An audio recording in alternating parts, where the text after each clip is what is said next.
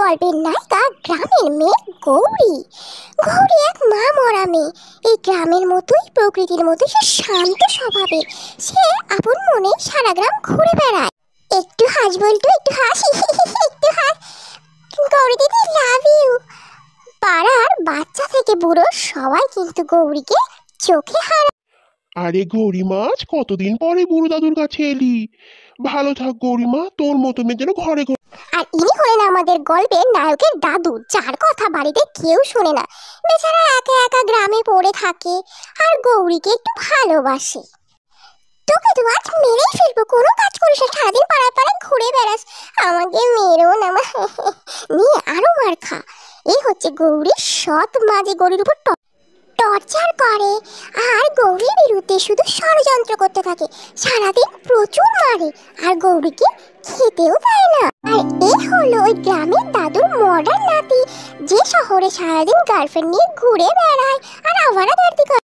আর এই হলো গৌরী গ্রামের সেই বুড়ো, যার চারবার বউ মরে গেছে।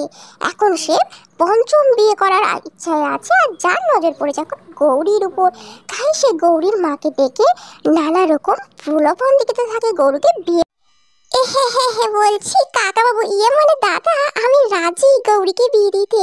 বলছি আপনার টাকা পয়সাগুলো একটু রেডি রাখবেন। এবার আসে গল্পে টুইস্ট।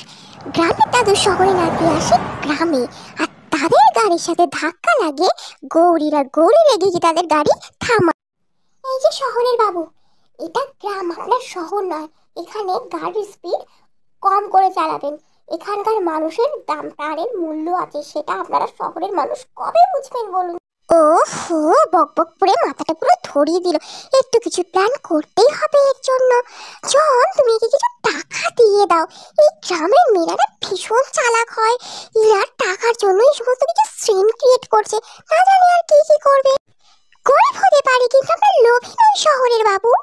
আর এদিকে গৌরীর সৎ মা বিভিন্ন বই পড়ে মরার খুলি নিয়ে তপস্যা করে ভাবতে থাকে কিভাবে গৌরীকে তার কাঁধ থেকে নামাবে, গৌরীকে কিভাবে ওই বুড়োর সাথে বিয়ে দিয়ে প্রচুর টাকা ইনকাম করবে।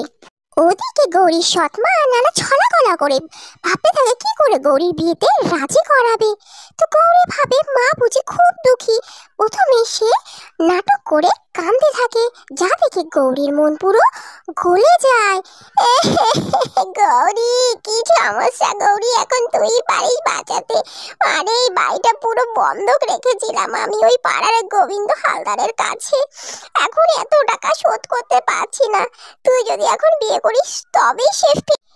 এই বিয়ে আমি করছি মায়ের খুশির জন্য, কিন্তু জানি না শহরের বাবুর জন্য মন কেন এত খারাপ হচ্ছে। যাই একটু দেখা করে আসি। গৌরীর সাথে দেখা হলো শহরের বাবুর। শহরের বাবু কি কোনোদিন জানতে পারবে গৌরীর মনের কথা? অবশেষে এলো সেই দিন, আজ গৌরীর বিয়ে। কিন্তু গৌরীর মন ভালো নেই।